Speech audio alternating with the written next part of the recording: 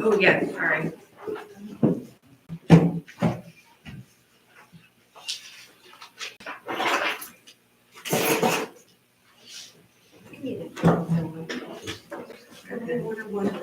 Okay.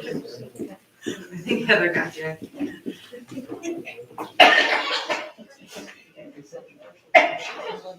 All right, Heather, are you ready? We ready to roll? Ready to roll, as Steve says. Okay. I would like to call to order the Town Council regular meeting Wednesday, December 15th, 2021 at 6:03 p.m.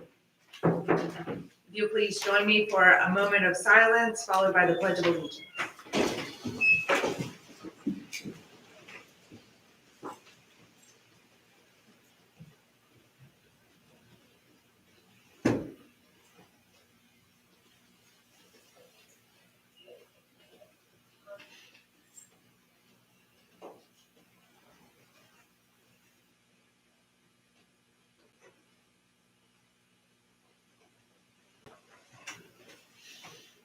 I pledge allegiance to the flag of the United States of America and to the republic for which it stands, one nation, under God, indivisible, with liberty and justice for all.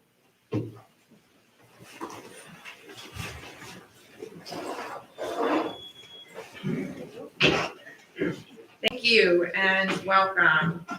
A roll call of members. All members are present. Additions to the agenda. We will be adding an additional item to closed meeting pursuant to 2.2-3711A8. Consultation with legal counsel regarding land use matter or land easement matter. Are there any further additions to the agenda? No? Okay. Do I have an approval of the agenda as amended? So moved. And a second? Second. All in favor? Aye. Any opposed? All right. Approval of minutes for the June 16th, 2021 regular meeting. Do I have a motion for approval? So moved. Do I have a second? Second. All in favor? Aye. Any opposed? Yeah, I wasn't here for that, so I would like to abstain. Yeah. Thank you.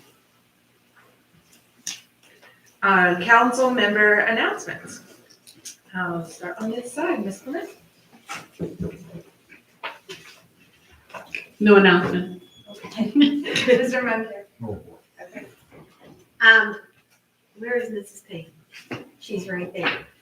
Mrs. Payne, would you like to get to the podium and tell us about your news? Sure. So I wanted to let you all know that we have hired a superintendent, so I'm going to read what we've actually posted on the webpage. It says, Columbia Beach Public Schools is pleased to welcome Superintendent Dr. Clint Mitchell, who comes to us with a wealth of knowledge and experience after working in the public school systems for over 21 years. His work at the elementary school principal for Fairfax County Public Schools, along with positions as an adjunct professor, assistant principal, and teacher, make him an excellent candidate to serve as our superintendent. Dr. Mitchell will begin his work at Columbia Beach Public School on Tuesday, January the 18th. So if you all are around, please come by and see him. He is going to come with me to the meeting in January so that he can meet everybody in person. So we're looking forward to it. We're very excited. It was a long process. We had many candidates that applied for the job. We narrowed it down to 4, did a second round of interviews, and Mr. Mitchell was the best candidate. And we were able to make it work. So we're looking forward to that. And hopefully by then we'll be in the new building. And it will be full because we've hired a finance director, a finance assistant, a secretary, and all of the seats will be filled. So we just only have a few other positions in the school that we're still looking to fill, just little minor things. So thank you for asking. Thank you Thank for you. telling us the good news. Dr. Sotelo? I have one announcement. This is hot off the press. I have been working with several NGOs and churches and Burkett Liburn's gospel band, and we are putting together a Colonial Beach Martin Luther King National Day of Service for January 17th. It's a Monday, it's a legal holiday, and we are going to work with NGOs and churches and help promote their service projects. And then we'll have a celebration at some point during the day with music and a couple of speakers. So mark your calendar. Thank you. Wonderful, very exciting. Mr. Williams? Yes, just a short announcement. I did a tour of Public Works this week as the new liaison, and with Rob Murphy, and also Ms. Adams Jacobs joined us. And so I got to learn a little bit about the water treatment plant and the different departments and how they all work together. We even talked a little bit about some of the issues in town. One of the big ones is the I&I, I guess what's called infiltration and inundation, where the water system drainage gets overwhelmed during rainstorms. And of course, Mr. Murphy told me that's a really big ticket item for the town. So there's things like that. And I just want to say I appreciate them taking the time to show me around, and I look forward to working with them and then the council and the community to try to help address some of the big issues that we have in our town. Thank you. Thank you. Mr. Avery? Nothing to go to room. Okay. I just have a couple small things, because I've been out of town. But they have upgraded the internet here. Thank you for that. So we're hoping that the streaming, I know there's been complaints about that, is now improving because the internet service quality was really bad. And so hopefully this is a test, I guess, to see if that is indeed helping.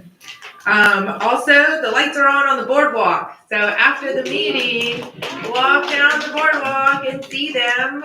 There's apparently just one light that is still having an issue, but we're getting there. It's just very exciting. I'm so excited to see the boardwalk lit up, and it gives a reason to walk around downtown. And we've been having nice weather this season too. So I think there's plenty of reason to get outside and take a stroll down the boardwalk. And I'm excited to do it right after this meeting, actually. And then I also just wanted to call up Mr. Trivett, because I think while you were out of town, we had taken you off, and I didn't mean to not have you on the agenda to get an update from the Board of Supervisors. Thank you. Thank you, Madam Mayor. Town council members, always good to see you. I didn't make the meeting Monday night. Unfortunately, I flew into Dulles, and that was a huge mistake. So I got to see what I've really missed for quite a long time, is that traffic up there. And it took about 3.5 hours to get home, and I was assuring them I was going to be just late for the meeting. Well, that wasn't going to happen. So I didn't make it. But I did follow up with the county administrator to see what all was going on. But because I really wanted to be there at the meeting that I missed, and I apologize to Susan for missing without me, but I did recommend her for the advisory board for social services. Very, very well qualified. I'm so glad to see somebody on that board that's going to have a knowledge of what goes on in social services, because there's been, since I've been with the county, a lot of problems. So I think that's going to be a breath of fresh air. Susan, she has a master's degree in social work from VCU, and she also has a BA from ODU. A lot of experience in that field, as well as volunteerism. And I'm just really glad to see that so many times I've seen here in the last years that the board positions are filled by people that have no experience, and they're put in these positions because they volunteer. And so it is good to see somebody's willing to step up that has that experience. And when I first contacted her, she said that's in her wheelhouse, that's something that she knows about. And there's no doubt in my mind with looking at her resume that she's going to be an attribute to that advisory board, and it's going to be a big help to us. I thought maybe she was saying I said something wrong. My back's to her too. I don't want to get hit with nothing. But anyway, I was going to ask her if she minded me saying this stuff about her before I got up here, but I didn't. So I said I'm sure she won't mind. but we all know her and know what she's done for this community. And I just really am very thankful that she agreed to do that. So I talked to the sheriff this past week, he called me a couple times when I was in Kansas, and he knew I was going to be there, and I think he just called me just to harass me. But it was for a good thing, because a few months ago I challenged some people on Facebook, which I never get on Facebook. Very rarely will I ever say anything. But the deputies every year grow a beard around Christmas time, and they contribute their hard-earned money to be allowed to do that towards providing Christmas to children in our county. And so I challenged some people. Chris actually posted on there how uncomfortable his beard was. Chris Hawkins, if you don't know who I'm talking about.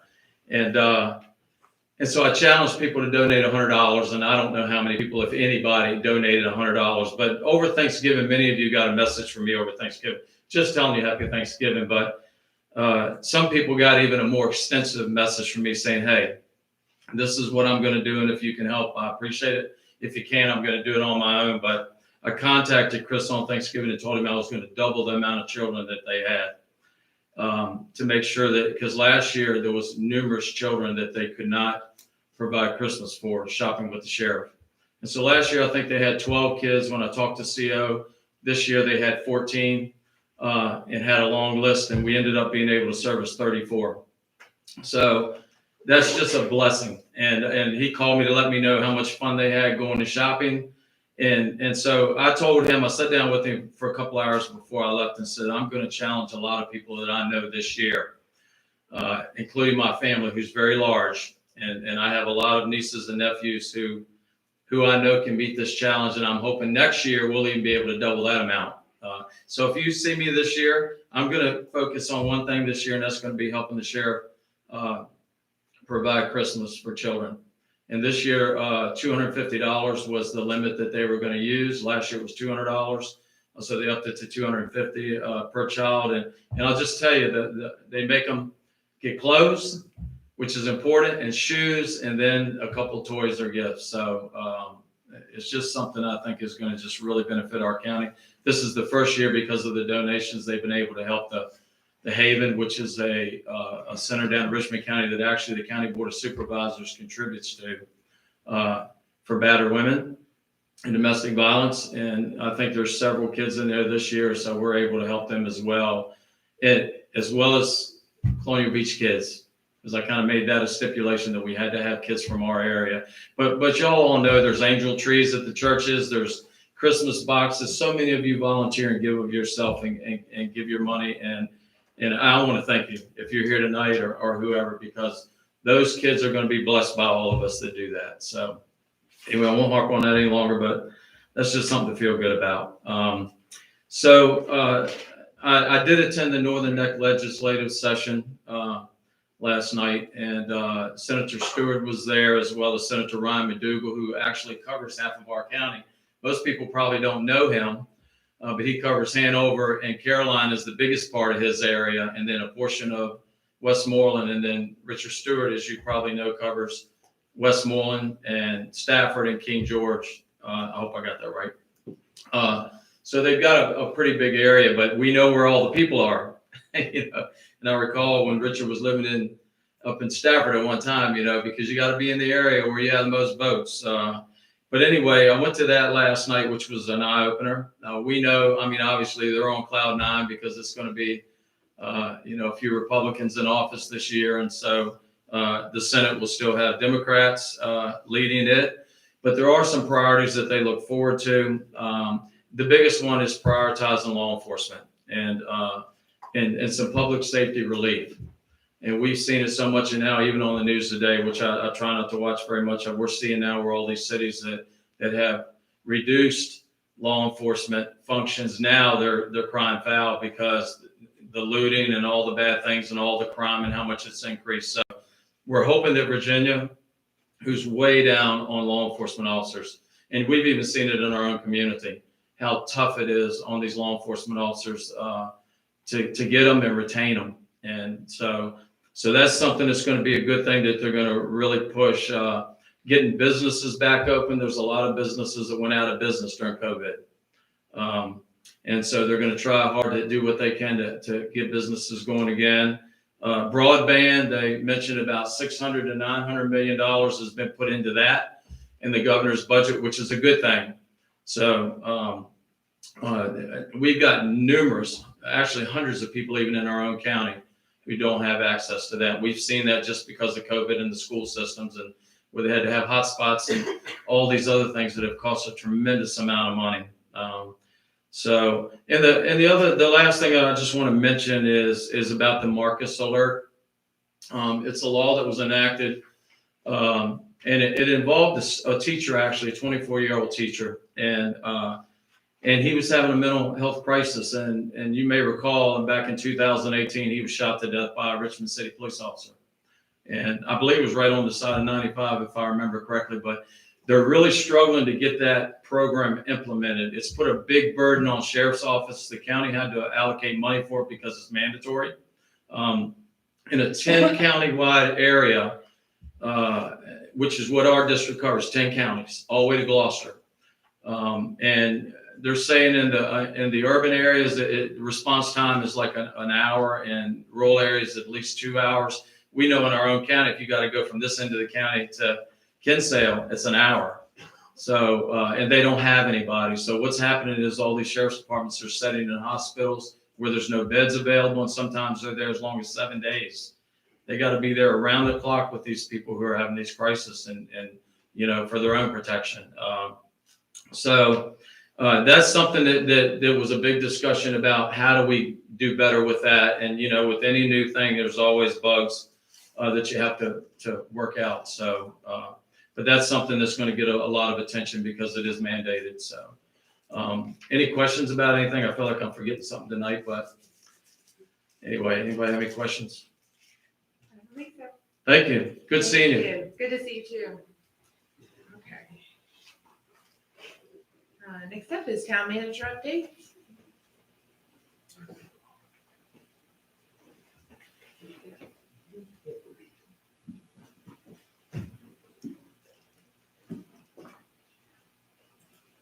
While she's doing that, I just want to thank all of the people who came to the community holiday service appreciation event.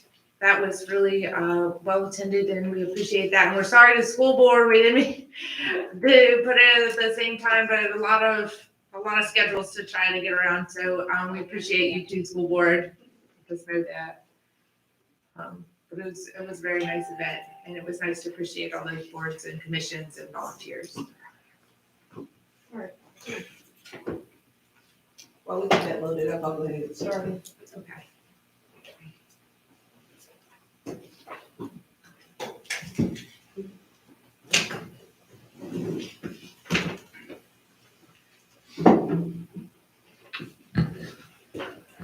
Good afternoon, Mayor, Council, members of the public. I just wanted to give you some brief updates this afternoon and say happy holidays. Hope everyone's enjoying all of the festivities around town, as well as our new decorations, which we'll talk about a little bit later. First, as it relates to finance, since our last regular meeting, we have completed our audit. So I wanted to thank Ms. Lisa Oakes and the finance department for all of their hard work during the year to get that audit completed on time, a month ahead of the state schedule. And thank Robinson Farmer Cox, our town auditors, for their work. Also wanted to mention our water and sewer billing period from January, February, March. That billing will be due, and those bills will be due on Monday, January 3rd.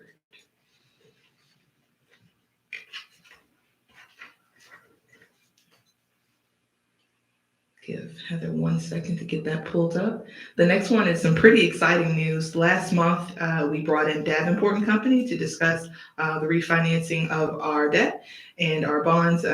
We had an opportunity to work with Davenport as well as Sands Anderson to help refinance some of the town's funds to actually save us some money over the term of those bonds, and we actually ended up saving about $265,000. Initial estimate showed around 230, but once we got to closing, we actually received a little bit more in savings. So we're very excited to be able to save money for the town and our taxpayers as a result over the length of those loans. Moving on to human resources. We are hiring. First, we are hiring for our chief of police, our interim, Mr. Kenny Miller. We'll talk a little bit about the police department right after me, but just a reminder that that position formally closes today. We are also hiring for our building and grounds maintenance tech, as well as our water and field maintenance tech. So if you're looking for a position with the town, those are currently some of our openings. You can reach out to our HR manager, Ms. Laura Corbin, for more information, or check in on our website at colonialbeachva.net for more information to apply.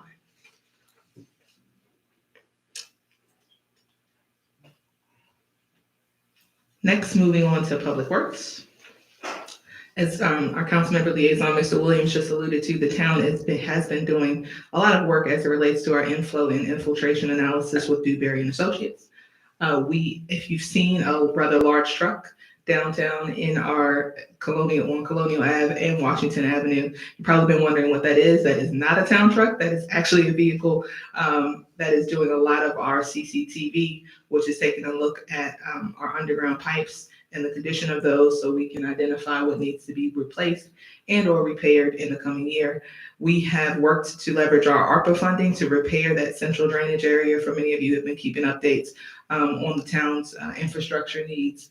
And then our potential fixes next year, we will be working on actually starting construction on that in late fall, specifically in the months of October and November of next year.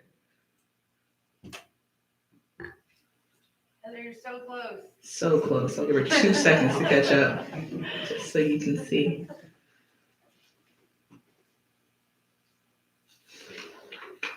Before we get to the big announcement.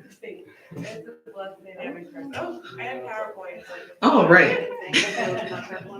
Well, the next one was the holiday decorations and lights, which we're all really excited about. So I wanted to give a thanks to the volunteers for our beautification on Town Hill, as well as Public Works for the decorations along Washington and Colonial Avenue. And a special thanks to the donor who donated so graciously these new lights to the town as an upgrade to our Christmas decor and decorations.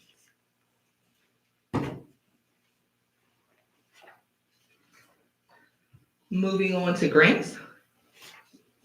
Very excited that the town was featured in the Virginia Town and City magazine for the award from the Virginia Land Conservation Foundation, and that award that was presented to the town for the $400,000 for the preservation of Eleanor Park.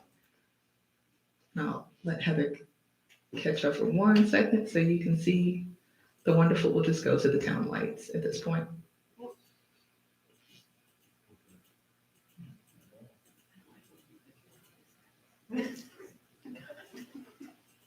That's the truck. There it is. Yeah. And those are our beautiful decorations. So after the meeting, like the mayor said, take a walk out and take a look at the wonderful new lights.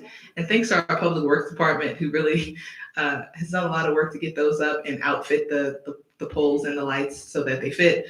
There's actually a lot more to just hanging lights than you would imagine at your typical home on things like this. So we've had to coordinate with Dominion to get this done, and graciously Dominion donated their time to help get these new light fixtures and decorations up for this season. So we're very happy to work with them on that.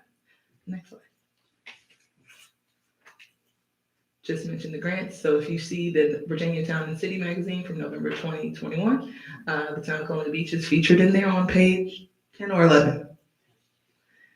One more grant to announce, which going back to Mr. Trigger's point about supporting our law enforcement and public safety, we're very excited to receive about $3,200 from the local law enforcement block program through the Burn Justice Assistance Program, which makes federal funds available to localities to help support their efforts to support public safety and crime prevention efforts. We will bring back a budget amendment to formally accept these much needed grants soon, and that will be allocated into our police department's budget to assist with the overtime costs. This is a federal grant and there is no local match. So next. One more. We're also happy to announce that the DMV Connect will return to Colonial Beach. Appointments are now live on the Virginia DMV Now website. These are appointments only. So they will begin on the December 27th and December 28th. And they will be at the town center location as they were before. Next, we'll discuss office closings and the trash schedule.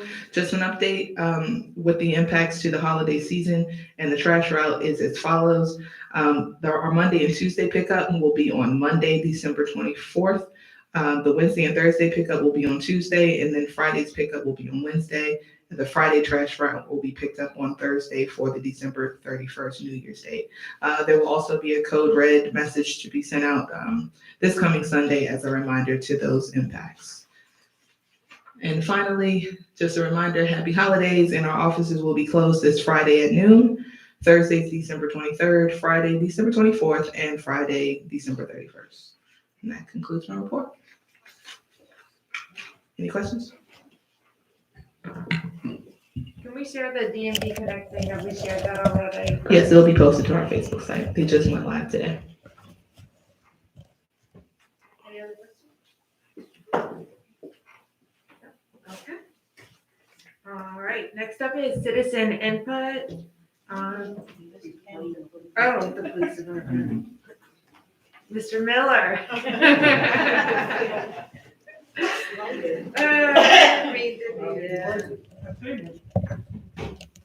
I've been looking forward to seeing you.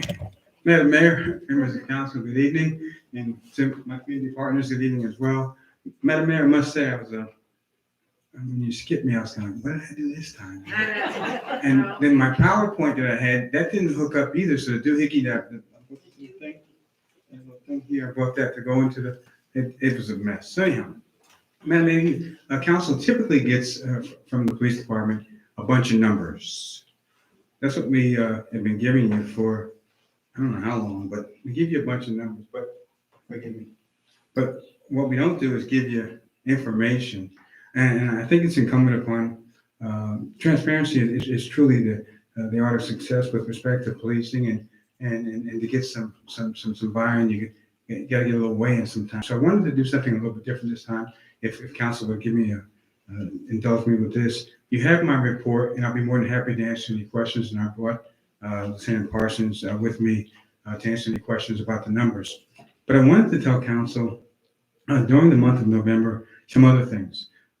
We had a tender-age child that was impacted by an out-of-town person, and that person is in custody.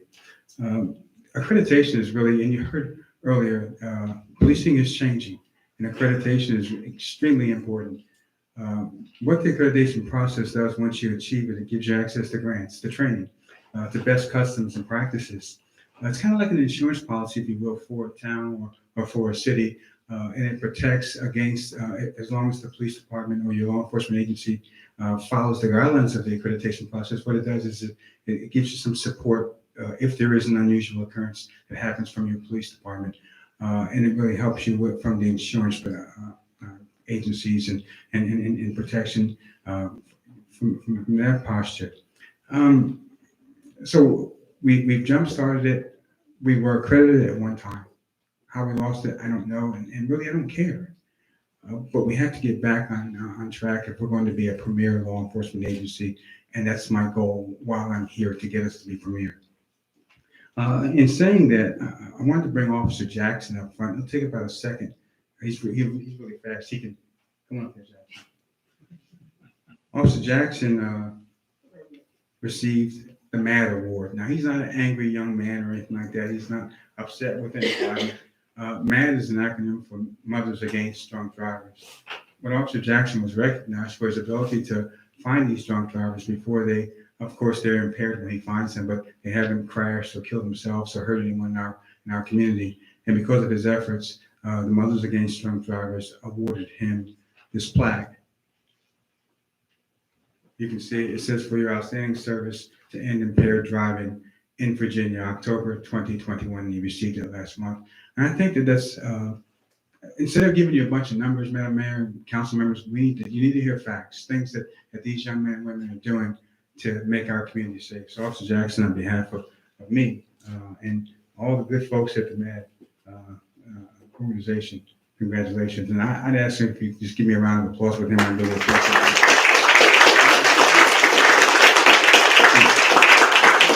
have to thank our community partners as well, because it's because of your recognition of officers like this that makes it better. And what you were saying earlier, this is the result of that, trying to improve our police departments to get us better. So thank you so much. Thank you, Jackson. Madam Mayor, members of council, I want to thank the U.S. Attorney's Office and the Department of Justice. Doctor, thank you, ma'am, for making a connection with me. She helped me get in contact with some of my old friends in my former agency, and we're going to be pushing for Project Safe Neighborhoods, a program that works on improving community relations with police. The true bread and butter of that program is community policing, which is my very near and dear to me. So the Justice Department is going to help us. They have since sent me some documents today that's going to help us with our training, because we're sorely in need of training, and they're going to do it at no cost. So that's really important. And I want to lastly say thank you to Ms. Tammy Ritchie. We have collaborated with her and First Baptist Church and St. Elizabeth's Catholic Church, and we're going to be, from the police department, getting a Toys for Tots. We have a room full of toys that have been collected, thanks to Ms. Ritchie, and we're going to donate those toys to the churches for our Toys for Tots program. And lastly, please forgive me, we have two of our members. When I came here, I asked about the importance of safety, and we didn't have any CPR instructors. Well, we have two now. Two members from our department went to school last month and are now CPR instructors. I ended up by saying this to you, Madam Mayor, members of council.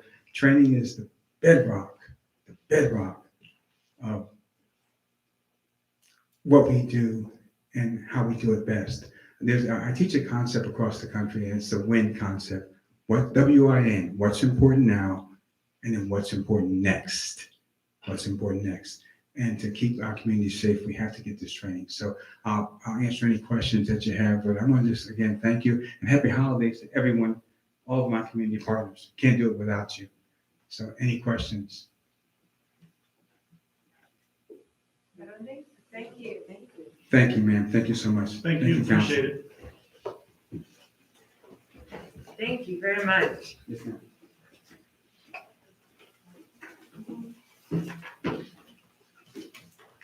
That's a much more exciting report, though. I think congratulations to the officers, and also thank you to those that got certified in CPR. I look forward to hearing more about educational opportunities. Okay, next up is now citizen input, correct? So I have a couple emails. Yeah, that's fine. Okay, so we'll open citizen input. Now, we don't have a public hearing on the agenda, so anybody who's new in the audience, the citizen input time now is the time for any public to speak. Okay, so we'll open up the citizen input at 6:35, and I have Mr. Nelson signed up.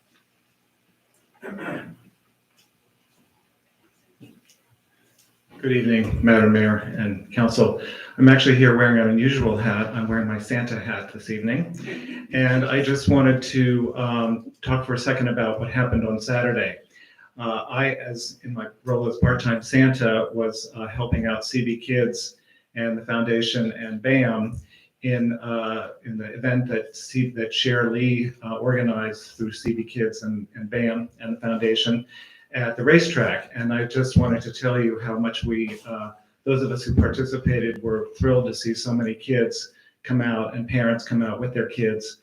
I believe over 200 kids were served at the event, despite the fact that we had this horrible wind event that knocked us all over and soaked us to our bone. It was still a very big pleasure to see the smiles on the kids' faces and to see how much they appreciated it. And I just want to thank Cher for organizing the event and for BAM for supporting it and the foundation for supporting it. That's all. Is there anybody else that'd like to speak at citizen input? Oh, yeah. Come on up, Rosie.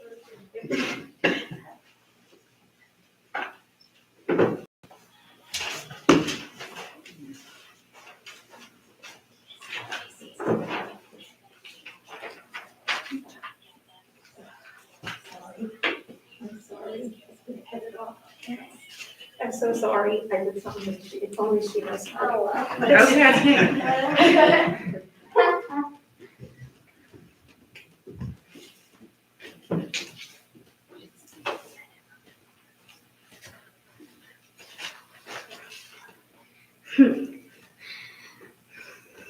Okay. I am happy to be here speaking to you again as we continue our work. I'll be giving progress reports every other month. We have several people to thank. Thank you to the Colonial Beach Art Guide. I don't know the same word. For sponsoring our first annual Halloween house decorating contest. And thank you to our judges, Vice Mayor Mike Cabry, Miss Judith McIrvin, and new council member Andrea Clement, and her husband, Dutch Clement. We had a few hiccups with this contest, so thank you for being patient with us. I want to especially thank Mr. Duke Dobson for his generous donation. Mr. Dobson has offered the services of his attorney to form a nonprofit organization. This will allow us to raise more money for our sidewalk project. Last, I want to thank Mayor Robin Schick. We missed our last meeting with Robin because my mom got sick, but she's okay. But we will be meeting with her this Friday. We hope to submit a work request to Dominion Energy to move the telephone poles in the sidewalk across from Suki the Cuisine. We received community feedback that told us this was the community priority. We have some thank you gifts, and we are now selling handmade Crockett snowflake ornaments as our December fundraiser. Thank you and Merry Christmas. Thank you.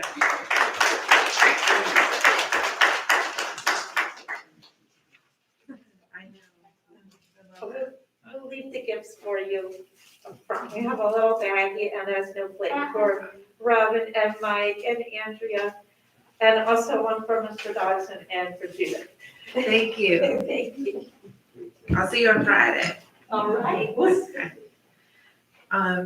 Anyone else? Okay, Ms. Oliver, you wanna read? We have a couple submitted by email, is that right?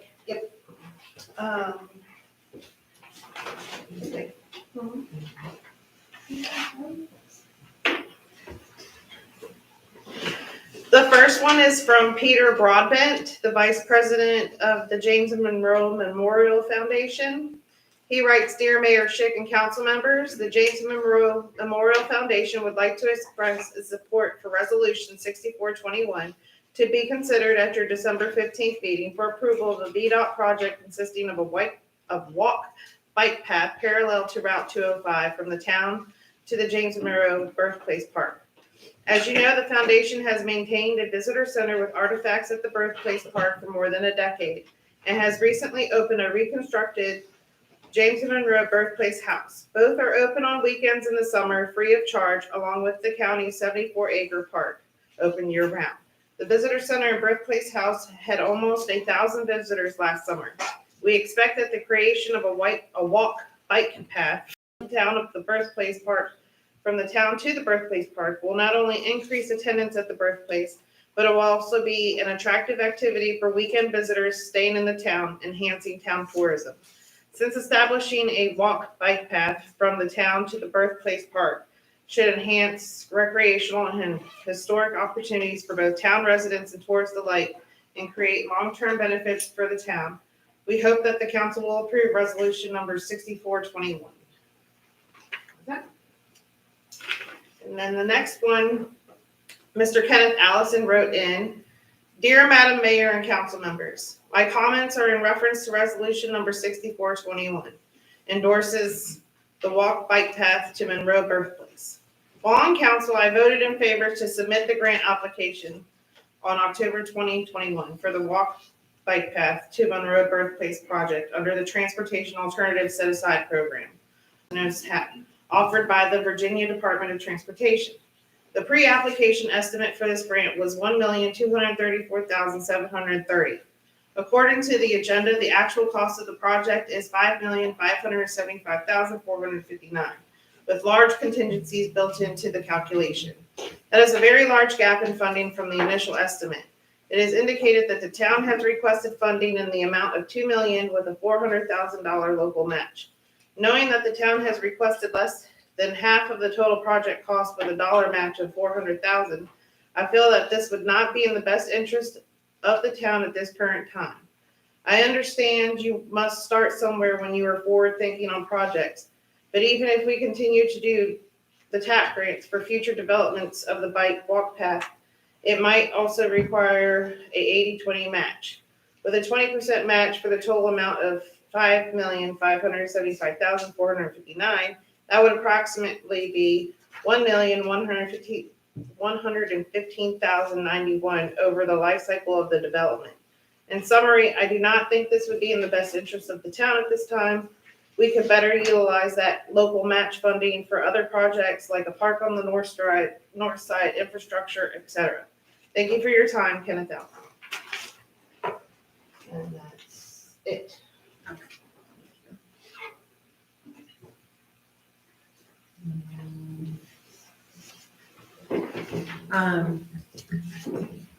Just for anybody who would like to submit comment ahead of time via email or in any other fashion, you do need to submit that to Ms. Oliver with intention to be submitted as public comment. Okay, that's the procedure.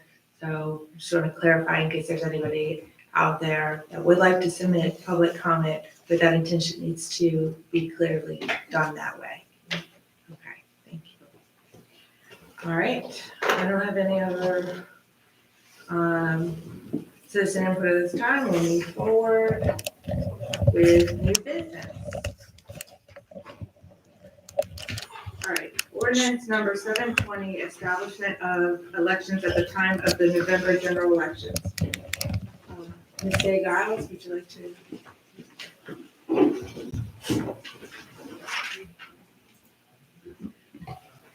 So in the special session this year, well, it went into effect, I think, July 1st, but the General Assembly amended section 15.2, 1400, and they are requiring that all elections that were previously held in May, that all elections be held in November. The way the Attorney General's office is interpreting that is that they didn't just enact it and that happens. They are interpreting this legislation that an ordinance is therefore required from each locality. So all localities are required to adopt this ordinance, and it must be done prior to January 1st. And I won't bore you with the details of why the other code section that comes into play to make that true, but nonetheless, it does need to be done in order to keep your elections moving forward and taking place in 2022.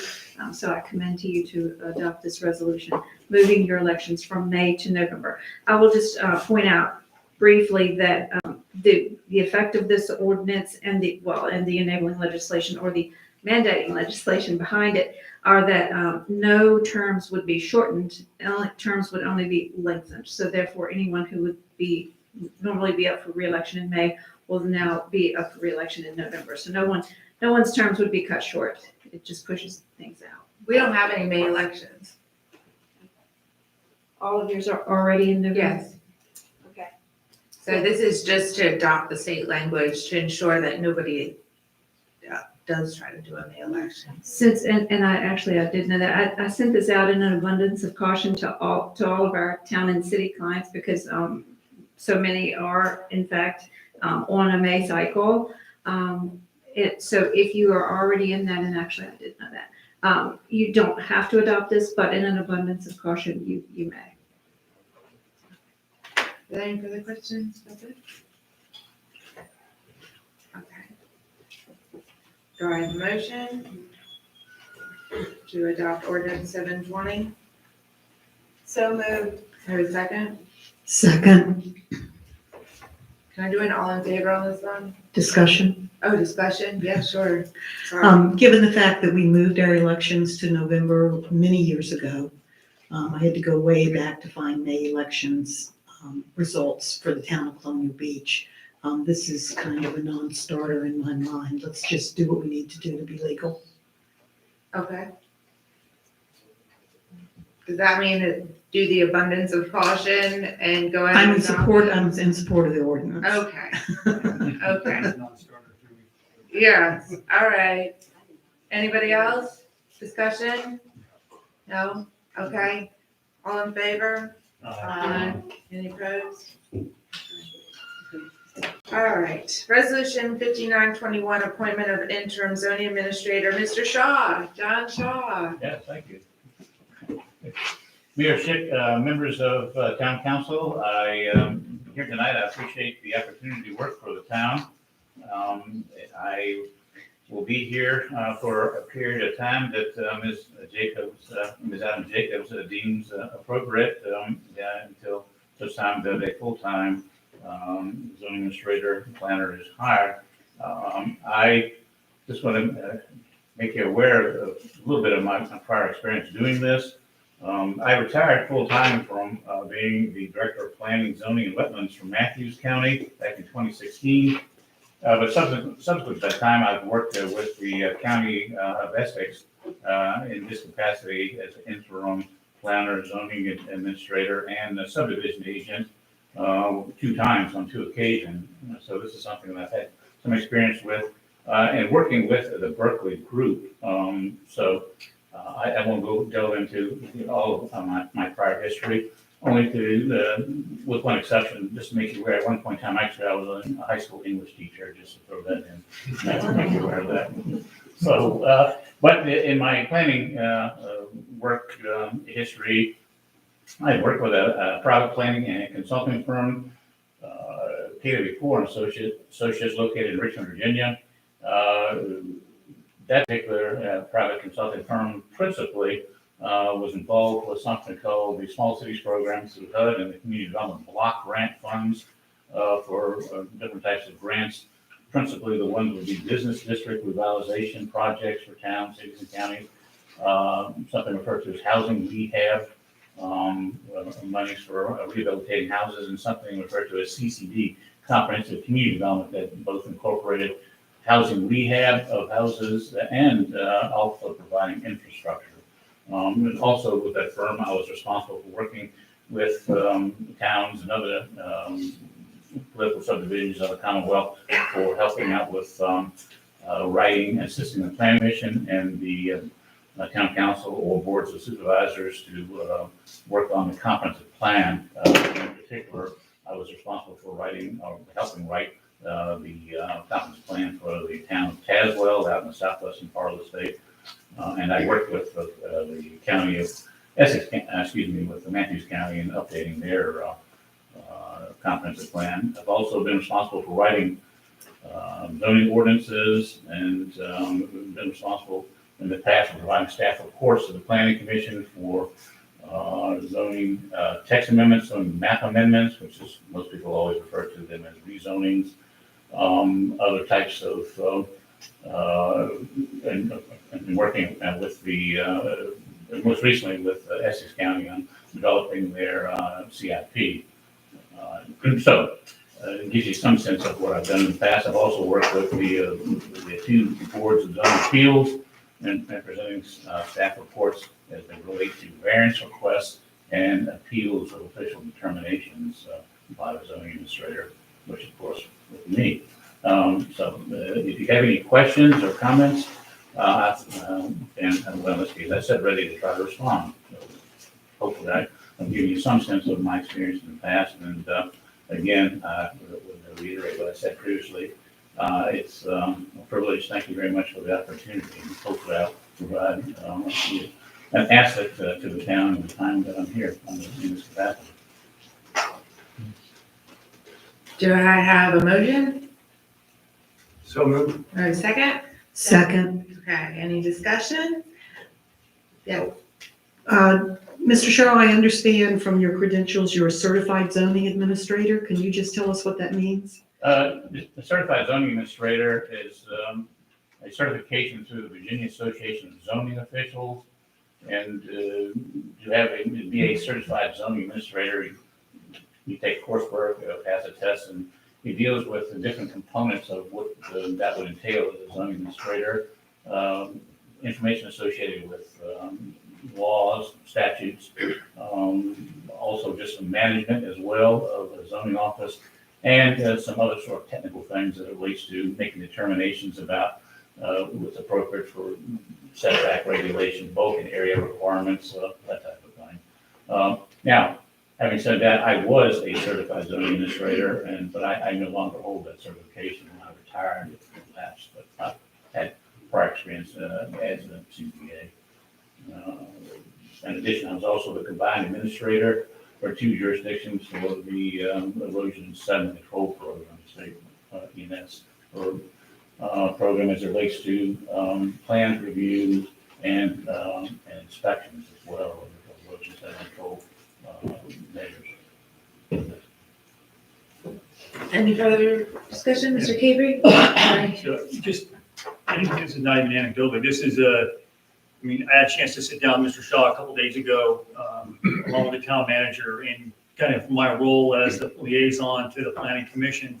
But we had an opportunity to walk through 3 or 4 issues that the town has been engaged with citizens and concerns of planning and zoning type things. And I can tell you that Mr. Shaw didn't hesitate for a second to take a couple of those on, came up with solutions for citizens. I reached back out to the citizens to say, hey, you happy with what's come about? And they were all very happy, pleased with the engagement they had with Mr. Shaw to help them find the right way on a couple of these issues. So he's already stepped in and making a difference, and I think the citizens do see that already. And so I just, vote of confidence here.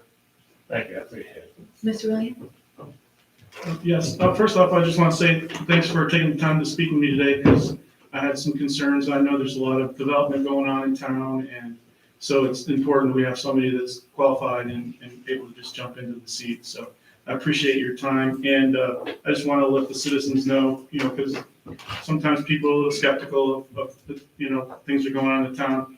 And he reassured me that he doesn't have any ties to any of the current developers or any of the development going on, since that was one of my concerns with several major developments going on in town. So I appreciate that. And a quick question, would you be helping train the new person coming in, or how does that typically work? Peter, you would know. I'd certainly be willing to do that, but I'd have to do that in consultation with who would be my supervisor, with the Berkeley group, and also in a conversation with Ms. Adams Jacobs, what her preference would be about doing this. I'm in a roundabout way, certainly I'd be willing to do that as long as it's something that's agreeable to the town manager and the town council. Much like we're working with our interim chief, there will probably be a week of overlap so that they can get up to speed. But our goal would be to hire a full-time permanent person who would be qualified and not need much mentoring or training to get up to speed. And I'm confident that we'll be able to do that in a relatively short time frame. Okay, thanks. Do you like Colonial Beach? It's great. It's a very nice, neat place.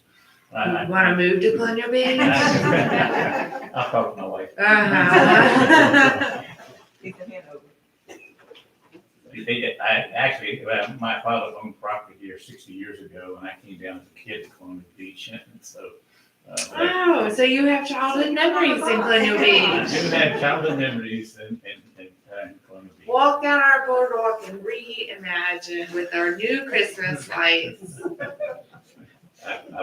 I'm gonna keep selling it to you, okay? Yeah, I know, you pitching, but I'm not pitching, but I. Okay. All right. Only because my wife would probably say, no, sorry. Okay. All right, well, bring her to Colonial Beach, and then I can meet her. I'll be happy to. I'll do that, she was closer to my daughter who lives in Delaware, but okay. This is closer than Hanover to Delaware. That is bad.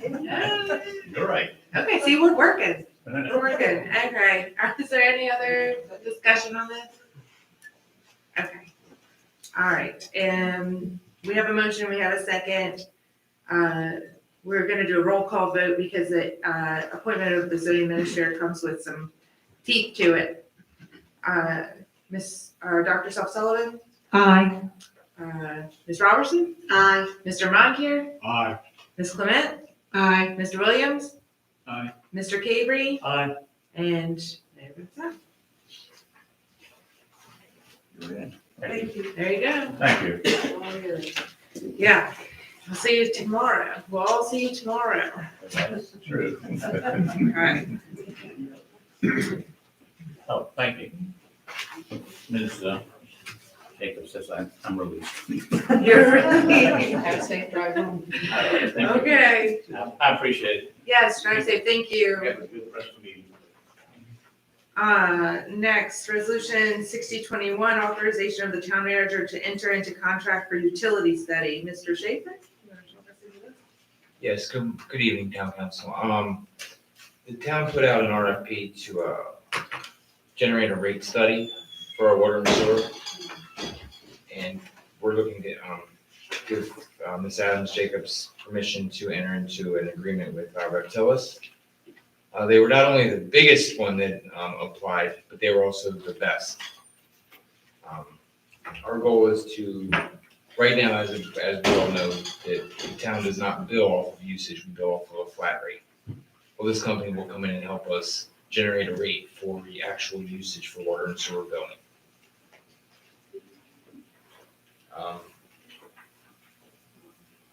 That's really As, do we want to have a motion and a second and we'll go into discussion? Do we have a motion So moved. or a second? Second. Okay, any discussion on the utility study contract? Yeah. I've got concerns that, well, first off, it says, to look at the rates. So I'm assuming that means we're trying to raise the rates. And one of the concerns I have is when I talk to a lot of the residents in town over the last few months, the water bill is a big concern of theirs. I think that they will really be upset if it gets raised. And I think it's going to be very difficult to come up with an actual rate because we have so many part-time residents that live here, several hundred. So that means that, they're probably using very little water. And I guess if you're going to charge based on usage, they'll be paying much less. And then the full-time residents that live here, a lot of them paycheck to paycheck or fixed income, their bills are going to have to go up. I just don't see any way around that. So my concern is just, I think probably especially since it's only been about a year or two since the rate's gone up from 100 to 300, that I think that it's probably best. No, that's not right. It's not right? When did it go up? It hasn't been more than 2 years. It went from 280 to 305 Yes. and on a quarter. Yeah, I paid 280 for And it's water and years, sewer combined. quarterly. Oh, Yeah, okay. yeah. I was thinking it was much more than that. And what we're trying to do is get the people who use more water to pay what they should pay. Right. And I think also this does not mean that rates will go up. It means we need to understand the threshold in which we decide to bill on usage. Correct. What it would be, our goal would be more towards billing like we currently bill commercial properties. And commercial properties currently get 15,000 gallons a quarter. And anything over that 15,000 gallons, they get charged at a higher rate. But there still is that flat rate. So, for example, the commercial property gets 15,000 gallons for $305. And anything over that $305, or anything over that 15,000 gallons, they pay at a higher rate. Have we reached out to Madam any Mayor. of the other resident or other localities that are currently like seasonal like we are and asked them how they do their rates So versus spending? this is not 20,000? setting the rate yet. This This is not company is setting the going to rate. help us discuss and evaluate and compare to other localities. This is a part of just the research to it. And And Madam Mayor, can I make a comment here? We did not spend $4.3 million to put in water meters to every resident to not use them. This has been coming since, 2015? It's been 5 years, I think, since we put those meters in, and we spent $4.3 million doing that. This study is going to help us determine what rates we need to be charging and how we can keep get money in there to help keep the infrastructure maintained. So this is not something new. We've talked about this. This is the whole reason we started this meter project, 5 years ago. Okay, the point is, this is just a firm that, that does the research for it. Ultimately, rate setting will come to a council vote. And there will be a lot more information provided at that point, and the council will decide the rate and, what the threshold is. And, as we have discussed about making and ensuring that our full-time residents are covered under that, natural threshold, because exactly as you point out, we cannot piggyback this entire system on the backs of the full-time residents alone, and not have, part-time residents not pay a fair share towards the maintenance and the overall system structure. That would be impossible for us to do that. So I certainly don't look to increasing rates for your, general citizen. But I do think we need to find where leaks are, and those meters may help us do that too. And also, It does. with what Lisa said, when we put the meters in, we also did a rate study at the time that we could not complete because the meters were not in. So we actually got the meters to complete this rate study now. Was it I've always thought it was a requirement of the meters. Yeah, The grant. in order to get any funds, we had to go to a meter system, and that's more for system accountability. Councilman Williams, and as we're tracking the system, we're accounting for every gallon. And then we have identification of system losses, things like that, capital improvements. But this is not just specifically about setting rates. This is looking at the system and the current billing, and our expenditures, current bond amounts, and that type of thing in relation to it. It's not for going up. My question was, is it in budget? Yes. Yes. We actually had them come down. We actually met our budget. That's good. Thank you. Madam Mayor? Yeah. Similarly, I've heard, a lot of people right there talking on the streets, this means that rates are gonna go up.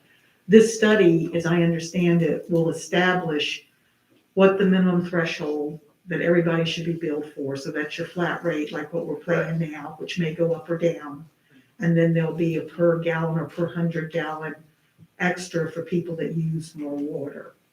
So it's not just the size of the household, but how many people are using it to fill their swimming pool or water their lawn every day, so that they're paying their fair share. Exactly what they're doing. Well, I'm going to tell you, I've looked at my own meter for my own house, and I have five people, and I have 3 kids, and kids not good about water conservation. Okay, so I am particularly, just as a parent and a family, here in Colonial Beach, I think I have a kind of typical usage of what a family household may have. My usage stays pretty regular. My front yard had some ugly patches, and so Tommy planted some new baby grass and then was watering and caring for his little baby grass, and we made fun of him for his little baby grass.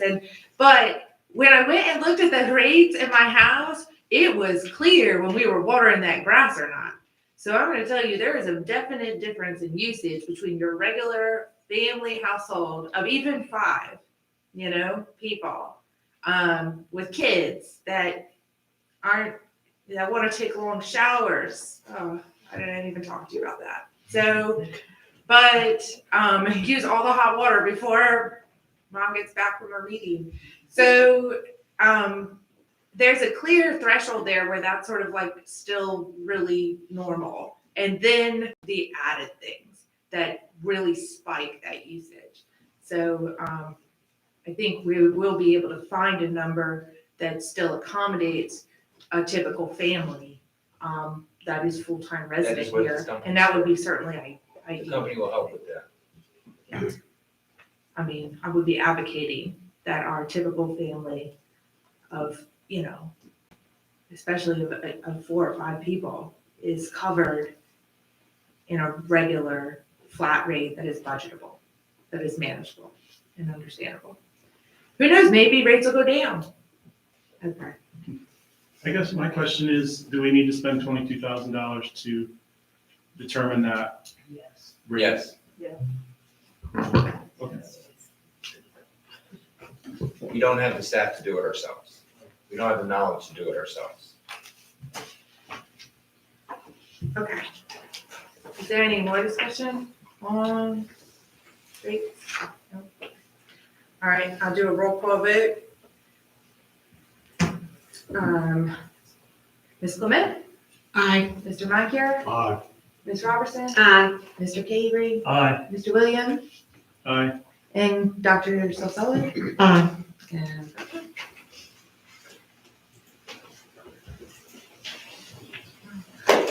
next up is B. Parking study. Nathan, Good evening, Madam sorry, Mayor. Mr. Sawyer. Nathan, Mr. Celia, anything's fine. Good evening, members of the council, Madam Mayor. I'm here to provide an update on the parking study. So Heather, do you have the presentation? Okay. For a little bit of context background, the town has experienced significant population growth and an increase in tourism over the last couple of years. Can you speak a little closer to the mic? I'm having a hard time hearing you. Is it better if I just speak out loud? No? Okay.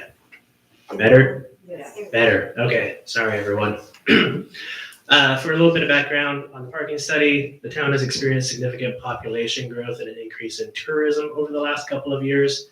This was underscored by a traffic count that was conducted over Labor Day weekend, where they found an average of 9,600 cars a day going in and about town, vehicles.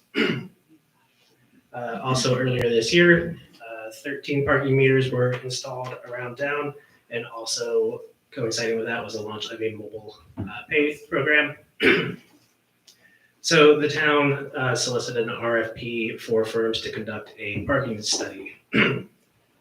After evaluation, the 3 of those were invited for interviews. Further interviews with those 3 candidates and vetting of their credentials and ability to complete the study found one to be the preferred candidate, and that is Mead Hunt. Preliminary negotiations have been conducted with this firm, and now we just need your approval for the town manager to enter into a contract with them.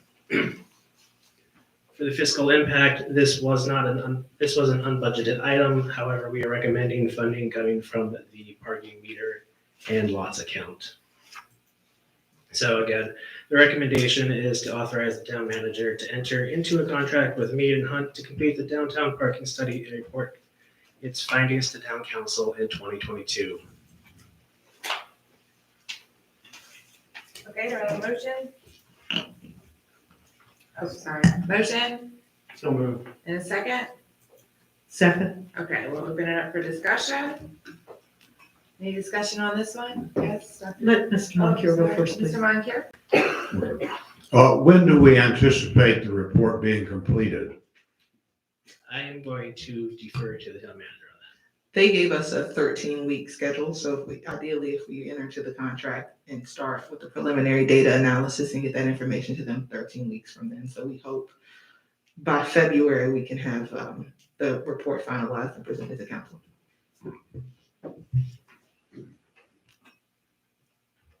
Mr. Cavery? Do we have an idea of what they're gonna present to us in the report? Is it estimated cost, where we should be parking? I mean, just a broad term, what is the scope of this study gonna do for us? All of the above. All of the above. India, do you have anything further? Yeah, so they're going to take an overarching look at our downtown. They're going to take a look at our Flowbird data and our historical data from our old meters. They'll be working with Adam. Adam was on the parking RFP selection committee. They'll be gathering all that data from our previous parking system, taking a look at the traffic count data that we got from the traffic group. They'll be taking a look at our wayfinding and signage and taking a comprehensive audit at that. They came down and actually took a look at some of the signage ahead of time. So they'll be coming down, taking a look at that, looking at everything from our total counts in certain parking lots. And then they'll give us some overall analysis and presentations on if we would be looking at increasing any structured or unstructured lots in the future throughout town, and then really giving us an overall projection of kind of our 10 to 20-year growth to see what we need to be planning for, whether it is another surface lot or if it is a structured lot, and then our rate structure as well, knowing that we just implemented a new system last year. We've also gotten that feedback from DCB and our EDC as it relates to how the businesses are impacted. So they will be doing a survey of our businesses. They have in the scope that I wrote to include a meeting with the EDC in January, as well as meeting with the chamber and EDC to get their feedback as well as overall open house here at Town Center on all things parking as part of that overall. So we'll get it all. That is the goal. So my question is about the money. Do we have an estimate of cost? Guess it's about 25,000 is what they're estimating, and that was about the lowest.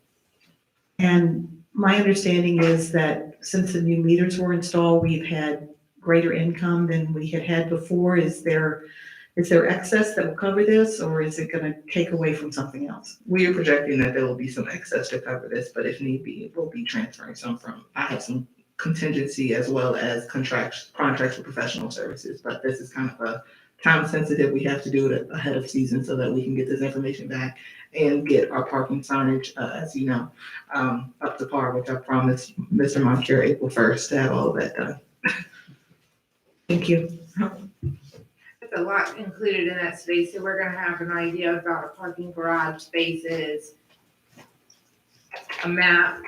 Yes, they'll give us some initial feasibility on whether or not a garage would be feasible, as well as the downtown analysis of our current parking spaces. Right now, we don't really have a count of our numbers. We know in the Wilder lot how many we have, but it's not as though there's ever been a formal analysis of all of our spots, all the way from Castlewood, all the way back down the beach to both the Colonial and Washington Avenue available spots. So we'll have all of that. Yes, Dr. Sotelo. At a previous council meeting, we had discussed doing a promotion waiving parking fees in the off-season. Will they look at that analysis of the impact on that at all, or is that going to be something that's up to council? We can include that. I think the question now is that something that we want to be promoting and take action on ahead of that? If that's something that, as a council, you all have made a decision to do, then that's not something that they would have to potentially analyze other than the fiscal impact, which we kind of would be able to project in-house, at least today at the current status. So I think we had some numbers from Adam about the proportion of our parking income that came in season and off season. So they wouldn't do anything in addition to that probably unless we ask for it, or? Correct. I mean, I think Adam or Lisa told me we made like $900 in parking in November. So, I mean, we can go back and pull that slide up. I don't have it in front of me, but we could do it here soon to be able to take a look at what the amount that we were talking about historically in comparison to the previous year during this time period. But it's definitely not as significant as that in-season time period that we had looked at previously. I think last budget cycle, parking was over $172,000 or something. Roughly. Right. So $25,000 of the excess 172. Right now, looking at the numbers that we have right now in the parking revenue, we project coming April, May, June, we are definitely going to go over what we budgeted as anticipating. And because those are some of our bigger months, especially May, June. I believe last year we went over over 190 before the new season. So Right. our fiscal year ends in June, but we've got the April, May, June revenue that comes in, and that brought us last year over. So we're roughly around the same spot we were at last year as revenue collected already. So we are anticipating those last few months are going to push us over enough to cover the study. Yes, Mr. Levin. Yes, just trying to use a little common sense here. What, why are we doing this in the winter? There's gonna be literally a few dozen cars and all the lots you're gonna be studying. How can you really get an accurate picture of the parking needs during that time? Ms. Jacobs. Yeah, so going back to your time prior to being on council, back at our retreat in July, council identified this as a priority and part of the work plan. We know that obviously it would have been ideal to do this in season, but there have been some other developments since then that have made this, I think, an ideal time to do it. We also have that parking data that we reference, and we have the historical data from our systems. So they'll be able to do their analysis and projections based off the data from the meters, the previous meters and the current meters, and the flowbird data to be able to do this at this time. As I mentioned previously, we also don't have a lot of time prior to next season to be able to conduct a study and get that done. Or we would be looking at doing this in the middle of the season, at which point council wouldn't be able to make any decisions or update parking signage ahead of the season. We want to implement changes ahead of season, and we want the data to dictate that. We have the data. We don't need to see the cars. We know how many cars parked in each lot, or at least how many paid vehicles parked in each lot, and certainly could estimate if there were unpaid vehicles there. So is the fact that the parking meters weren't functioning for part of last year, was just a rumor, or? I heard a rumor that the parking meters weren't being enforced or necessarily being used for good part of the season. We've exceeded our parking revenue over and over. And do parking meters misfunction sometimes? Absolutely. I remember a couple years ago on 4th of July, it misfunctioned, and, but in the whole scope of it, if you have years of data, which we have from the prior meters as well, I think you're gonna get the average collection and base it off of that. I think that there was a time period where a meter was down on Irving Avenue, but there was a secondary meter to use right down from it. So, meter usage along that side still continued. And we've put in now secondary meters at almost any of those locations. If you've noticed, Wilder Avenue now has 2. Does Castlewood also have 2? Castlewood does too. So to have backup, because of the instances when 4th of July, when one meter goes down and you only have one at Wilder and it's the biggest lot, it's a little bit nerve-wracking for everybody. But, and also for the citizen, they expect to pay, they expect to go to a meter, they expect it to function. So, having a secondary there was part of that. Now you have the app too. How do we account for the cars that have stickers, the town stickers? Because they would never show up on the meters with like 50 cars one day. Do we have any way to account for that? An estimate? Adam has the data of all the vehicles in town that have parking decals. So that's something that we will be sharing with him as well. And I actually have the scope in front of me. Do you want me to touch on that? Sure. Okay.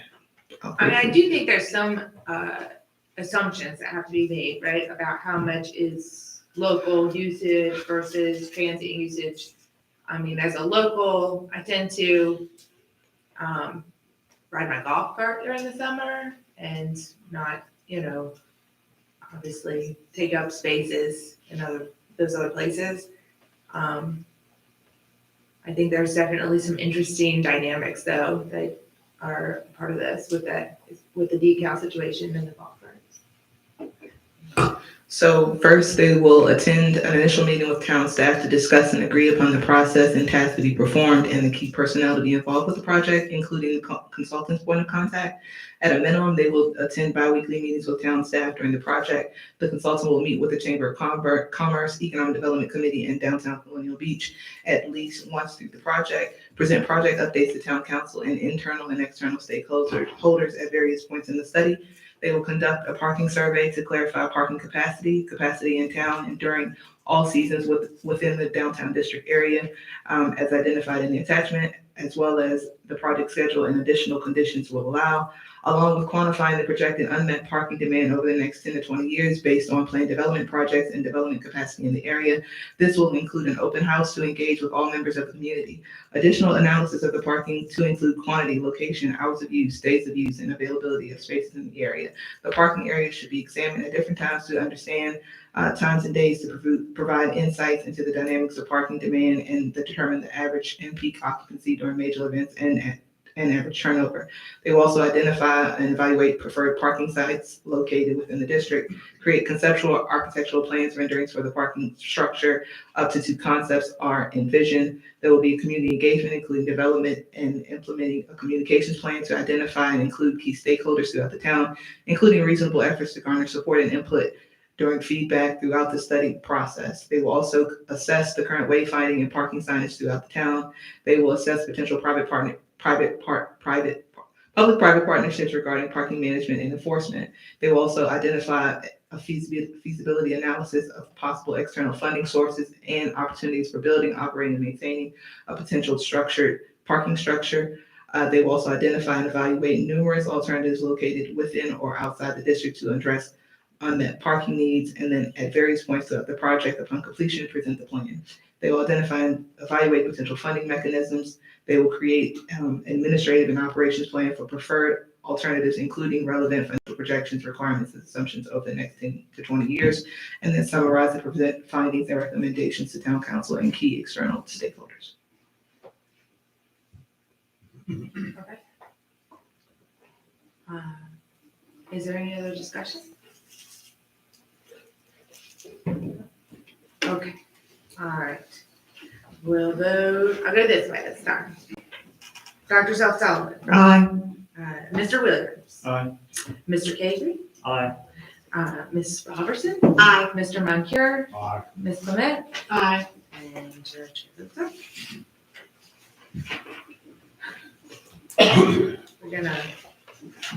I'm gonna look forward to having this report. They're also put it to task for sure.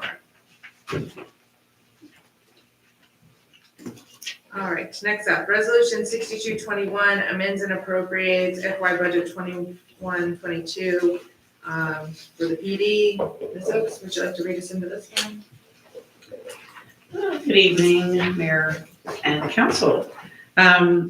We are happy to report that the police department had conducted some arrests and did some asset seizure. They seized money in the amount of $221.10 as part of the DCJS asset forfeiture sharing program. We get to keep 90% of that. So tonight I am asking us to amend and appropriate the budget for $10,998.99 to be appropriated to the police department to spend as they see fit. Good job. Yes, good job. All right, do I have a motion? So moved. Or a second? Second. Is there any discussion on this one? Keep up the good work. Get them off the streets. You get funding. No, seriously, thank you for the work on this. I know Mr. Moncur presented about it before. I think, I know Ms. Jacobs also talked about it, so good job. All right, if there's no discussion, we'll go forward with the vote. Switching it up, Gabriel. Aye. Clement. Aye. Sullivan. Aye. Moncur. Aye. Williams. Aye. Robertson. Aye. Schiff votes aye. Great job.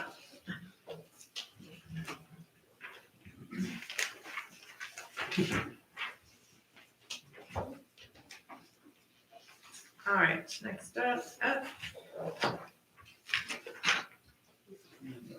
Yeah, okay, another one for Lisa.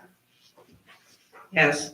The volunteer fire department had applied for hardware grants and they were awarded it. Town council did agree to accept the grant back in October, I believe, yes. And so we got the funds and I'm just asking tonight for the budget to be amended and appropriate this money so we can pass this money on to the fire department. And the amount of $700. Is this reoccurring, do you know? Yes, I think they've been, this might be their third year, I think, that they've been doing this grant. Do I have a motion? So moved. Do I have a second? Second. Any discussion? Nope. All in favor? Aye. Any opposed? Okay. Congratulations to the fire. All right. G. JC? Good evening, Madam Mayor and Town Council. Thank you for having me this evening. The impetus for the discussion that we're having this evening is that I received a request from the Department of Transportation asking that the town submit a revised resolution. And that request was based on the fact that VDOT has given us an update on the budget for the project. And so the point of the resolution would be to essentially concur with the budgetary changes and indicate to VDOT that we are still interested in the project despite the new costs. And you all have the budget document in front of you, as well as the proposed map of the project. Could you put the map up? Thank you very much. Due to the new extremely high costs, which for the public that do not have the budget document, is projected to be $5.5 million, a little bit above that actually. But because of the high costs, staff thought that it'd be best to request an extension from VDOT so that town council could adequately consider both the major benefits, but also the major costs that would come with the project. And in discussions with town manager Adams Jacobs, we thought that the best idea would be to sort of have a broader discussion of this project in the context of CIP projects and major infrastructure projects that are planned for the next couple of years, and that perhaps the best venue for that discussion would be the council retreat. VDOT is expecting a response in January now instead of the end of December. So tonight we could just make this the initial sort of informative, open discussion, and then spend more extensive time later if that's what council would like. Just briefly, the major benefits of the project, and this actually, we got some new information from the VCU market study that was conducted, and they presented to the town stakeholders on Monday night. They identified heritage tourism as the town's greatest opportunity for economic growth. And that includes, it's a broad term, it includes both ecological tourism and historical tourism. And the Monroe birthplace site offers both. It would be another activity for people to do when they come to town and for residents. And that's one of the complaints we often get. There just isn't enough to do. That would take, a couple hours and be physical. So that certainly would add another must-do activity to the Colonial Beach to-do list. It has public health benefits due to the exercise opportunities from the walk-bike path. Obviously, as I've alluded to, it would help with tourism, economic development. It would also provide free and increased access to cultural and historical resources. Another important aspect is that it would allow us to create sort of a landscaped entryway to the town on that side of 205, which is through our work with the Rural Community Development Initiative run by DHCD. They have identified that the fact that there's really not a sense of arrival when you come into the town initially, and this path would allow us the opportunity to sort of address that. And of course, it would increase visitation to the birthplace. And so those are really the major benefits in a brief synopsis. As to the cost that you have in front of you, I do want to emphasize that the point of projections of this type is to sort of prepare for the worst case scenario. If you look, there are very large contingencies built into the budget. There's a 50% contingency built into the right-of-way acquisition phase. There's a 30% contingency in the construction phase, and then a 15% contingency in the engineering phase. So those are quite high. I think that's to account for the changing landscape of construction costs and the like. So, and again, the high cost is why we requested that extension. And so one of the issues with this grant program that the town would have to deal with is that VDOT needs us to secure the funding all before any work actually gets done. So we would need to get to that total number of $5.5 million in funding before anything could actually happen. However, I do think that there would be significant opportunities to leverage this funding should we get the $2 million grant offer. I think there are, of course, other grant opportunities, specifically more historical grants. This is a transportation grant. I'm sure there would be many historical opportunities available. And because it's a presidential birthplace, I think there's significant federal dollars that could be available as well as, and an interest from national historic organizations.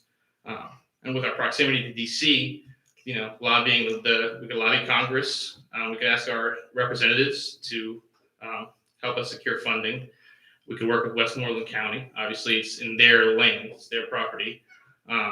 So we could go to them for help in all of that, securing funding, and the Monroe Foundation and other possible funding sources. But so like I said, the main issue is that we would have to secure all of that up front.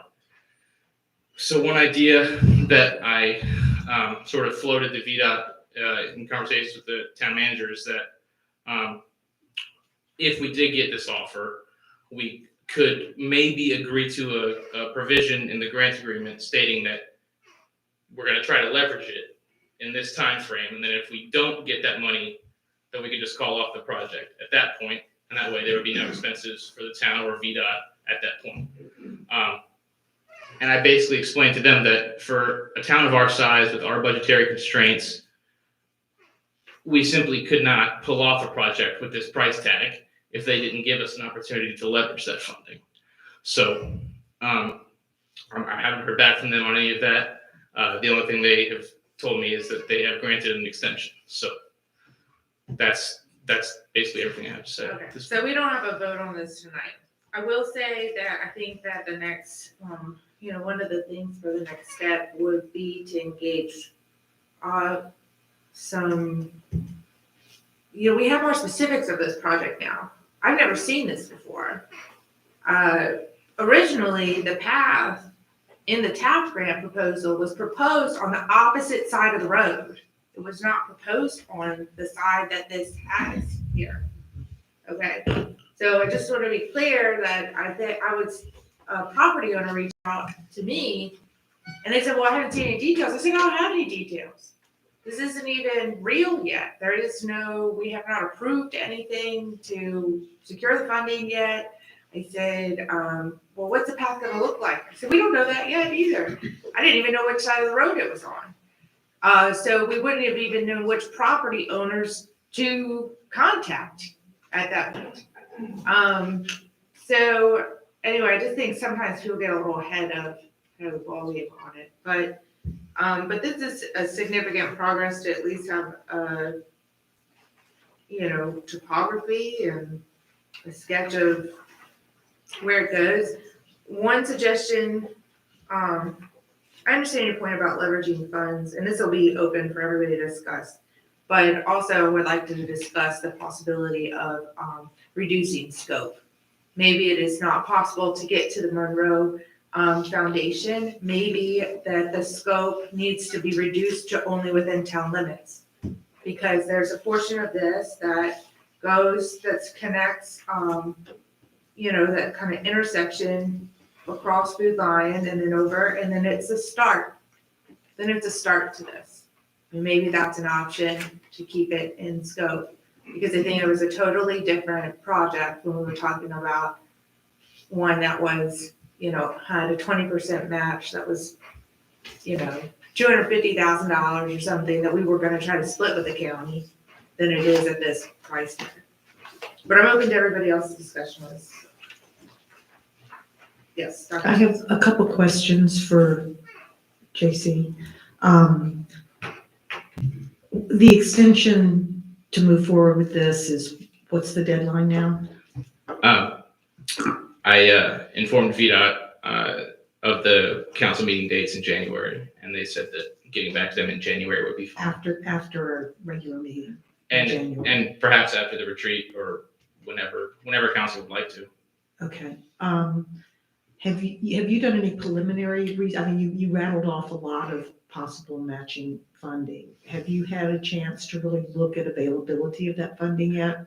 I have not looked into potential ways to leverage the funding specifically.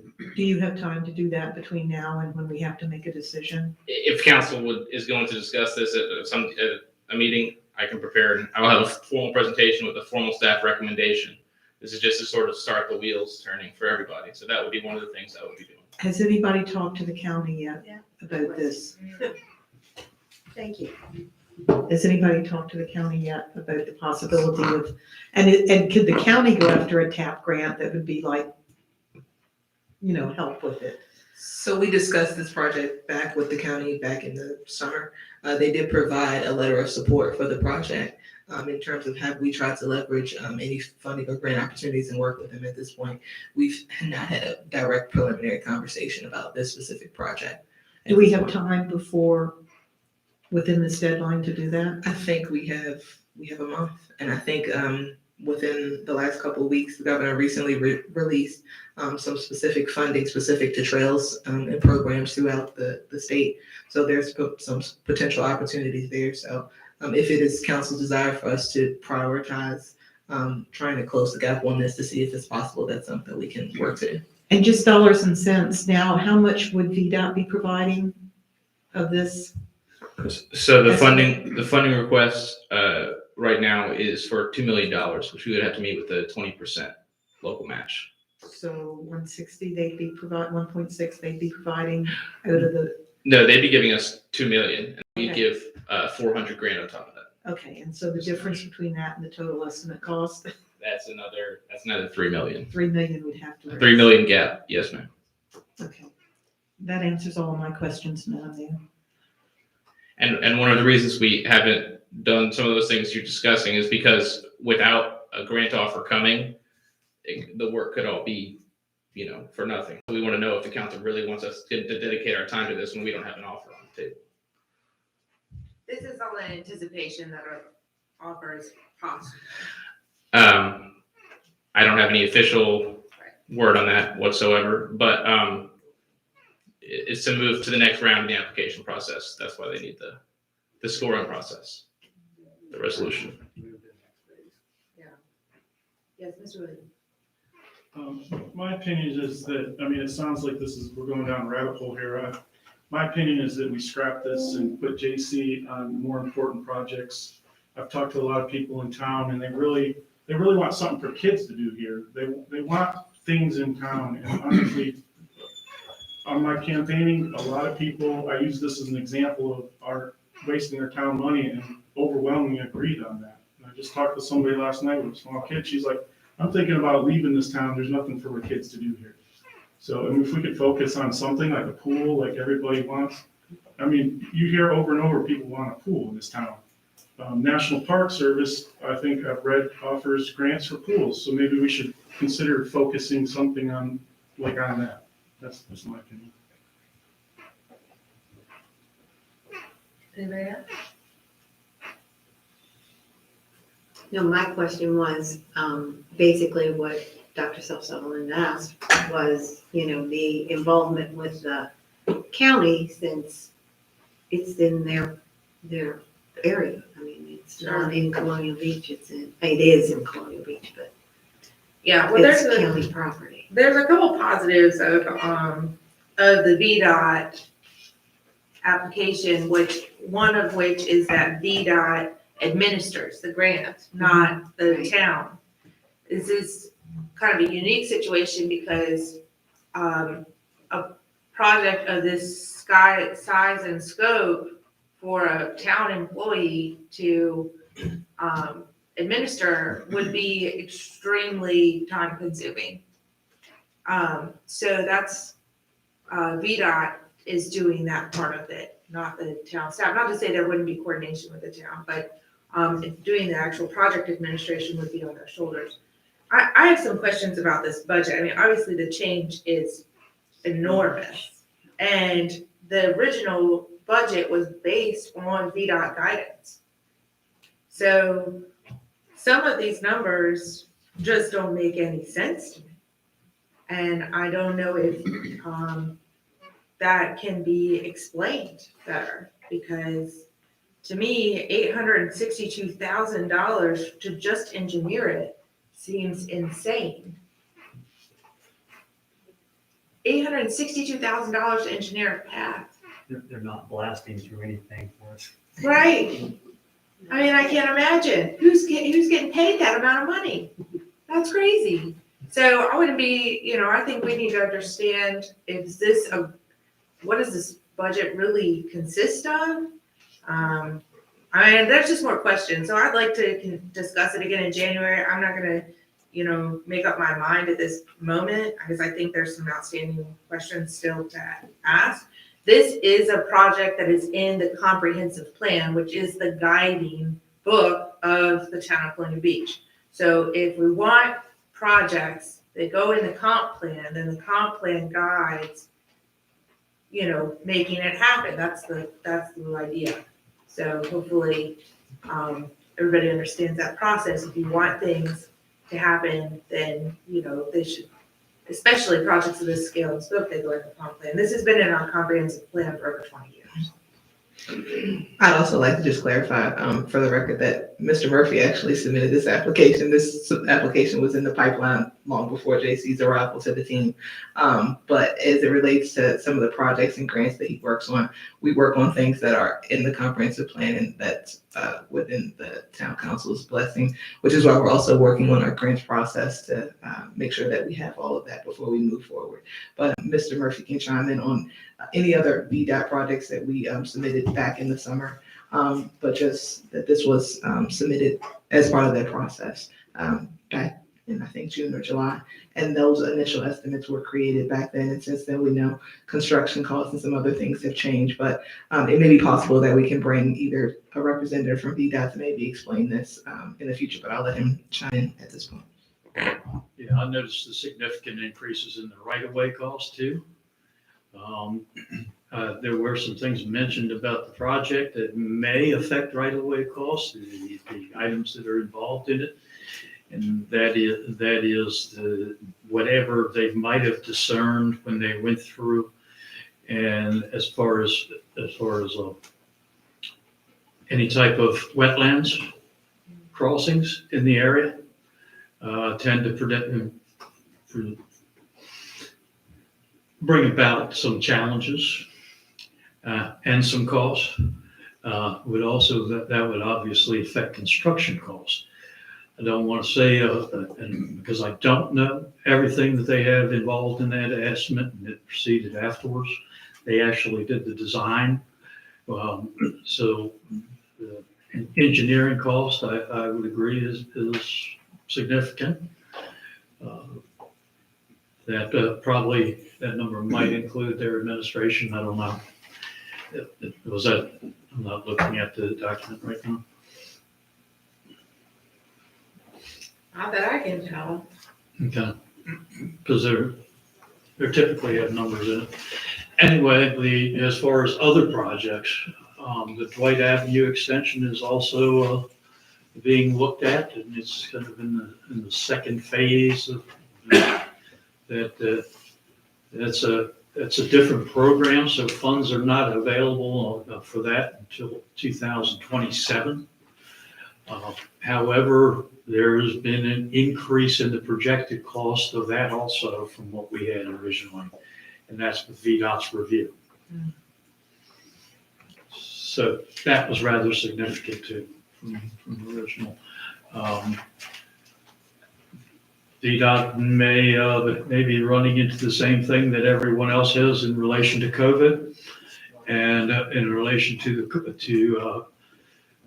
materials rising excessively, and to say the truth, labor is going up too. So, but we can try to get further information, but those numbers came from VDOT and their technical reviews of these projects. Madam Mayor?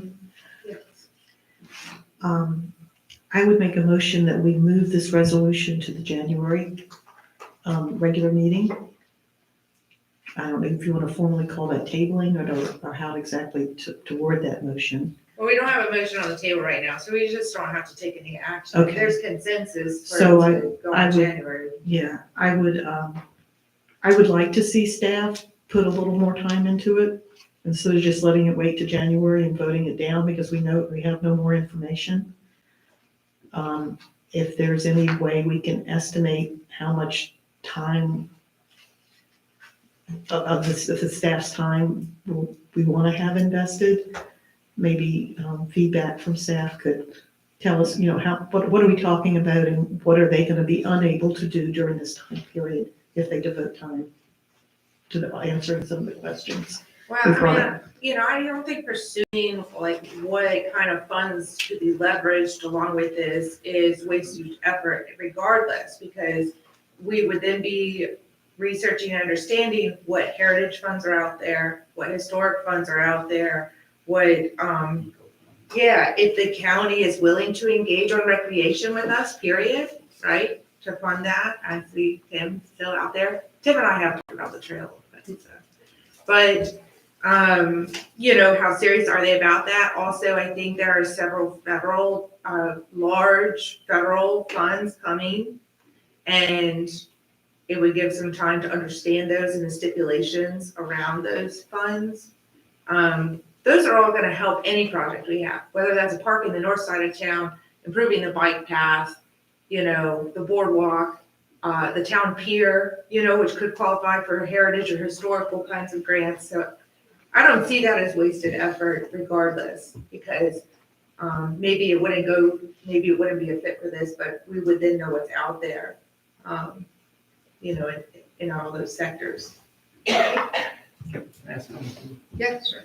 Hey, JC, is there any indication, if we were to vote in favor in the January meeting of proceeding, that doesn't mean we're accepting the grant. That just means we're endorsing it to go to the next round. So if we do get the grant, is there any timeframe they gave that no later than a certain date, year down the road, 2 years down the road, that we would have to have the money raised or to be ready to execute off this thing? Yes, the allocation would occur in October 2022. This is pretty soon. And per the grant program stipulations, we would need to secure the rest of the funding before we did anything. So we probably need to get it right then. That's why we suggested the potential provision to give us extra time to look for more funding. So we would have to come up with 5 million by October for them to begin this? If they give us the 2 million and we contribute the 400 grand, we need another 3 million drop of a hat, unless they work with us on that and give us a time period to leverage the funds.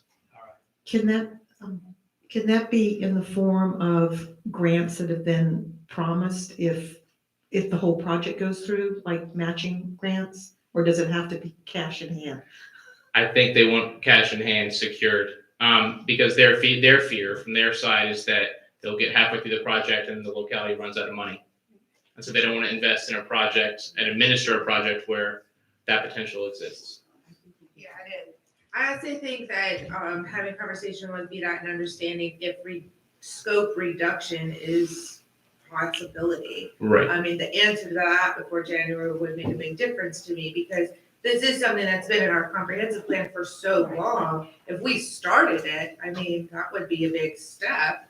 And then it would also maybe be a little bit symbolic to the relationship that we want to have with the county, that we want to have with the birthplace, that we're dedicated to heritage and history and heritage tourism here because it's an area that's identified as economic development, in the study from VCU. I mean, it's a positive step in a lot of directions. Obviously, at this price tag, it's unfeasible. So we just need to know better what the options are. And go from there. I just don't think we have that information yet.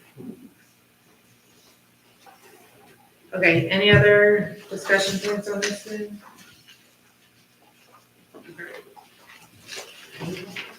All right, next is the appointment of Parks and Rec Advisory member, Mr. Duke. Thank you, Madam Mayor, members of council. This is a pretty straightforward resolution. One of the original members of the Parks and Rec Commission, Mr. Cody Christensen, resigned several months ago. The commission members thanked him for his service and had the town clerk advertised for the open seat. We received 3 applications. All 3 were great. I think all 3 would have added, any of the 3 would have added a great deal of knowledge and excitement and would have been assets to the commission. However, the 4 members currently decided on Ms. Anisha Thompson, who I think most of you know. And they were excited to endorse her as being the next member. I'm not a voting member, obviously.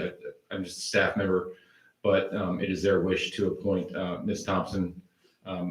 They are having a work session in January to tackle some pretty big plans and things that we'd like to do moving forward. And they were hoping for that 5th member, obviously, by the January meeting. So we ask that you appoint her on behalf of the members of the commission.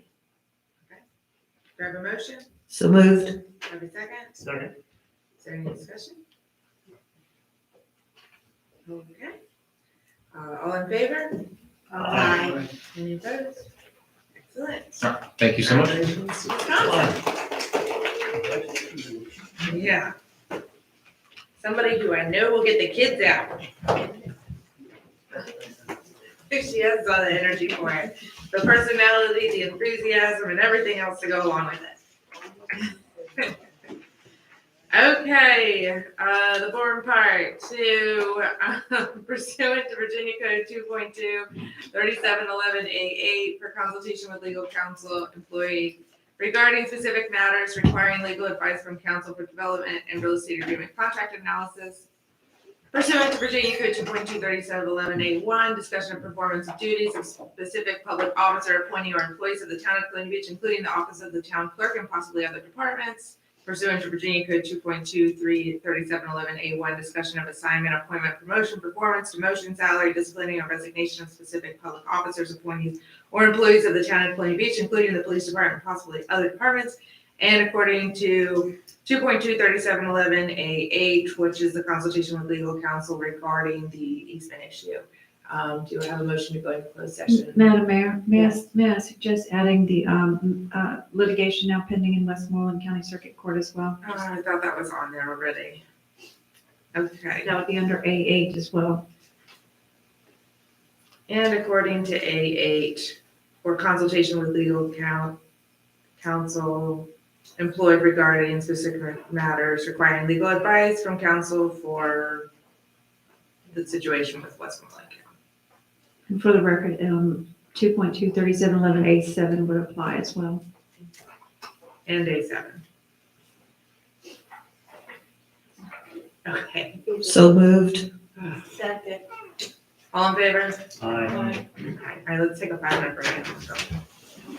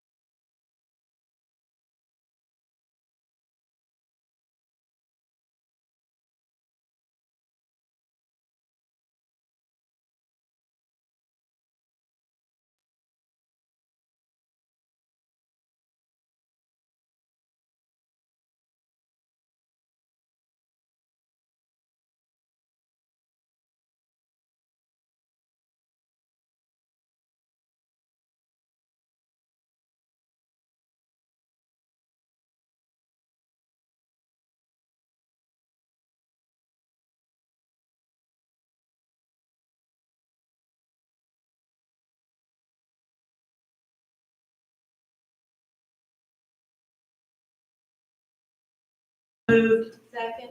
All in favor? Aye. Okay, do I have a motion that only certain business matters as were, discussed? I don't have the As a- language in front of me, Heather.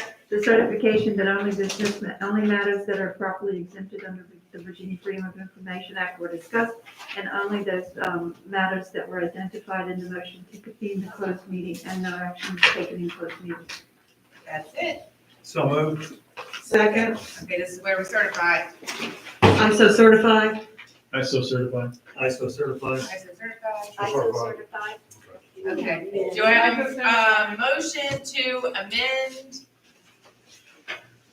So, Madam Mayor, I would, commending to the town council to amend the combined, amended, and restated agreement for purchase of real estate relating to the Phase 2 and Phase 3 real estate sale to DDG Acquisitions LLC, specifically to amend paragraph 5A to read, closing on the purchase of the property, open parenthesis, hereinafter referred to as the closing, close parenthesis, shall take place on or before December 17th, 2021, or as soon thereafter as practicable, period. That would be to delete the language that follows that says, but no later than December 30th, 2021. So moved. Second. Okay, is there any discussion? I just want to clarify in case there's people on the video camera and the internet works and maybe you're still tuning in. In case you couldn't hear Vivian, this is to amend the agreement for phase 2 and 3 of the DDG acquisition, paragraph 5A, to delete the no later than portion of the closing date. So we'll be closing on or before December 17th or as soon as practicable without the no later than date. It's just the removal of that language. All right, that's the only discussion I have. All right, all in favor? Aye. Any opposed? All right, do I have a motion to adjourn the meeting? So moved. Second, all in favor? Aye. Meeting adjourned. Happy holidays and Merry Christmas. We're back at this tomorrow. Yeah, we'll see you after 10 o'clock. Ah. Yeah. Yeah.